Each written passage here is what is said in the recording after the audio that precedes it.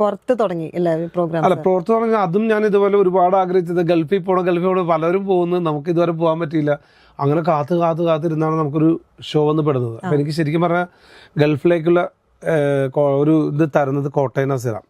Actually Kottayam Naseer ഞങ്ങൾ പാടുമ്പം പുള്ളി ഇവിടെ ഇല്ല, ഈ എറണാകുളത്തൊരു ട്രൂപ്പുകളിലൊന്നും ഇല്ല, അവിടെ ചെയ്തുകൊണ്ടിരിക്കുന്നത്. അപ്പൊ ഞങ്ങൾ കൊച്ചിൻ ഓസ്കറിലൊക്കെ സീനിയർ, നമ്മളവിടുത്തെ മെയിൻ സിംഗറായി മാറി. അപ്പൊ അബി, നാദിർ ഷാ, ദിലീപ് ഞങ്ങളൊക്കെ ഒന്നിച്ചായിരുന്നു ഒരു സമയത്ത്. ദിലീപ്, അബി, നാദിർ ഷാ അവര് മിമിക്രി, കൊച്ചിൻ ഓസ്കാറിന്റെ മിമിക്രി, ഞങ്ങൾ കൊച്ചിൻ ഓസ്കാറിന്റെ പാട്ടുകാർ. ചിലപ്പോ ഒന്നിച്ചു പോകും. ഒരു ട്രെയിനിലൊക്കെ പോയ അനുഭവങ്ങളുണ്ട് ഞാനും ദിലീപ്. അന്ന് അബി എന്ന് പറഞ്ഞാൽ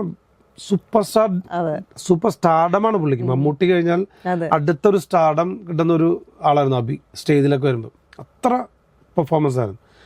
അപ്പൊ ദിലീപ്, നാദിർ ഷാ അവരൊക്കെ ഒന്നുമല്ല അവരെ മുന്നിൽ. അങ്ങനെ ഞാൻ ഇപ്പോഴും ഓർക്കുന്നുണ്ട്, തലശ്ശേരിയിലെ ഒരു പ്രോഗ്രാം, ഞങ്ങൾ എല്ലാം ട്രെയിനിനാണ് പോയത്.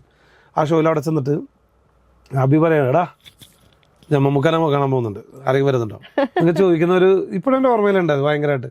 അപ്പോൾ ദിലീപിന് ആദർശം കൂടെ കാണാൻ പോകുന്നതും കേട്ടാൽ ഞാൻ അതൊരു വല്ലാത്തൊരു മെമ്മറീസ് ആട്ടോ.